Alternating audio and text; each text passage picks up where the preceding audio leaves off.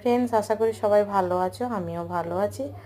তো আজকে চলে এসেছি দুপুরের খাওয়া দাওয়া নিয়ে। যদিও আমার ভিডিওটা দিতে একটু দেরি হয়ে গেল, তো যাই হোক তোমাদের সঙ্গে লাঞ্চের থালিটা শেয়ার করছি। তো প্রথমে রয়েছে সাদা ভাত, তারপরে করেছি কুঁদরি ভাজা, আলু ভাজা, মূলো ভাজা। আর সত্যি কথা বলতে আমার বর না মূলো খেতে খুব ভালোবাসে, তাই যেন ও একার জন্যেই নিয়ে আসে। মানে আমি মেয়ে কেউ পছন্দ করি না। ওই বড় বড় সাদা মূলোগুলো ওইগুলো নিয়ে এসে এরকম গোল গোল করে কেটে আমি ভাজি। আর রয়েছে ডাল, ডালের মধ্যে ঝিঙে আছে, আর রয়েছে একটু কুমড়োর তরকারি, আর কালকের একটু শাকের তরকারি ছিল। তো মোটামুটি আজকে অনেকগুলোই রান্না বান্না হয়ে গেছে সব মিলিয়ে। আর মাছটা তো এমনিতেই আমাদের একটু কম খাওয়া হয়, ডিমটা বেশি খাওয়া হয়।